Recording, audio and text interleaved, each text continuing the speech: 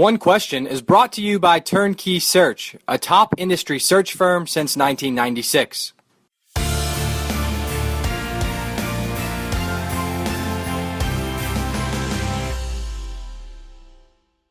Down the road, obviously, as people pick up on these types of abilities to crunch the numbers and to build better schedules in this capacity, maybe the competitive advantage evens out. But right now, is there still a significant advantage that can be gleaned?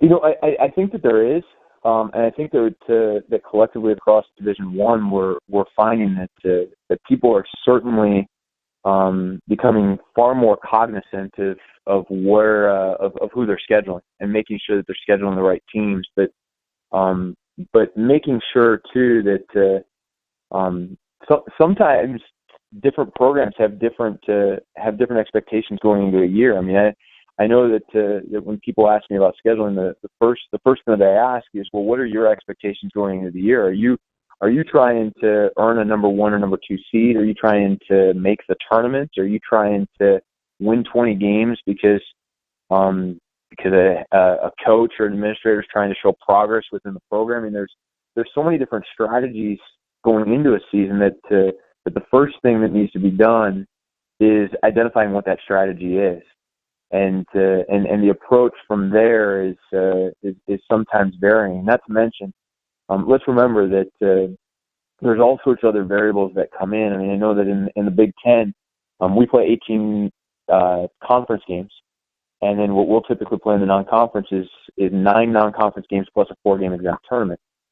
So the 18 conference games are predetermined, and then different schools in different geographic areas have maybe an in-state rivalry or an in-city rivalry that's predetermined. We have the Big Ten ACC Challenge and Gavitt games within the Big Ten, and the Big 12 and SEC have their own challenge. The 4-game exempt tournament, once you decide on a tournament itself, you don't always control who else is in that field and who you play with in that field.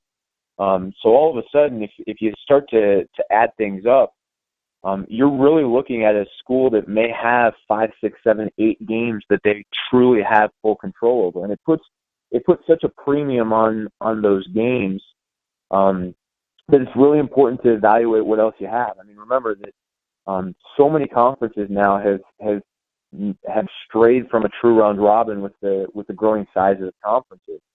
The Big 12 still plays the round robin. The Big East still plays the round robin, but several others, there's some discrepancies that come into that conference strength of schedule. So I know we've looked hard when we kind of get the Big Ten 1 plays and 2 plays and who you're playing once where. That's something that we factor into our projected strength of schedule each year, just as importantly as we do a non-conference, because we've got to kind of set the benchmark as to hey, our conference strength of schedule might be a little high this year, it might be a little low this year, and frankly, it's a guessing game to some extent.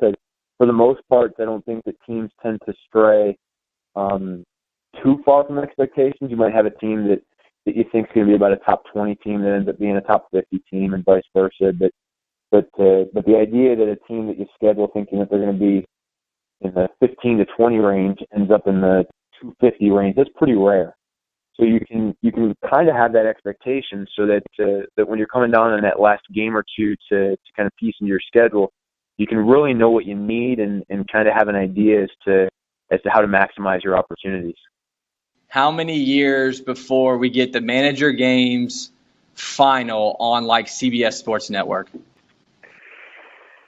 We'll see. I mean, I'll tell you that maybe having the Manager Games finals on television will come sooner than you think. But we've had tremendous fun, and compliments go out to so many people that have taken something, frankly, that was just an idea as recently as 3 months ago, and for it to have grown so rapidly and so well is a testament to. There's 2 student managers at Michigan State, Andrew Novak and Ian May, that were instrumental in this process, and so many people from different media organizations that wrote about it, including ESPN, College Game Day, the New York Times, the Associated Press. I mean, I know that we were very flattered that that people took so much interest, but there's a lot of credit to go around too to all these schools that participated, all the student managers that participated. If they're not playing these games, if they're not enjoying the experience, none of this happens.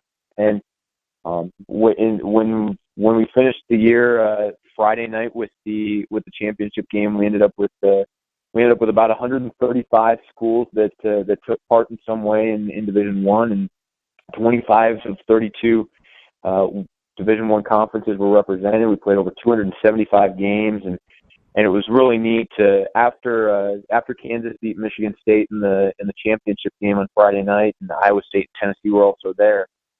After that happened, we kind of had the opportunity to meet at center court, and the messaging that I gave them was a huge thank you to those four schools for kind of blindly trusting that we would be able to pull this off.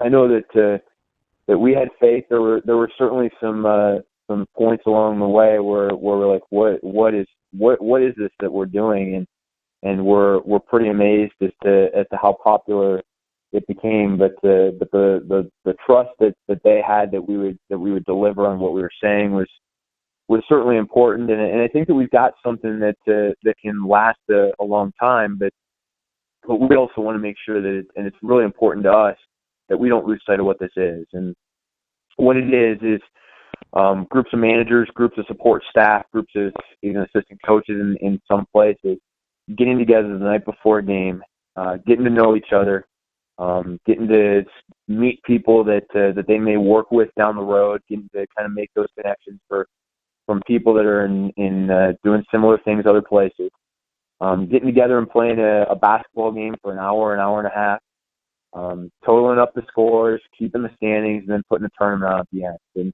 And the benefit that it's had maybe on those experiences for all those managers involved. I think that's still the important part. I mean, I don't think that there's some parts to this that don't necessarily fit the narrative of what being a student manager is. And I know that we want to stay very cognizant of that, and even as we do some things moving forward, the improvement of what student managers do and the overall experience is still paramount to the whole project. And that's today's One Question, brought to you by Turnkey Search, a top industry search firm since 1996. One Question is designed to give D1 Ticker subscribers valuable insights on how executive leaders in college athletics think about key issues on their respective campuses, in their departments, or within their leagues and conferences. One Question is brought to you by Turnkey Search, a top industry search firm since 1996.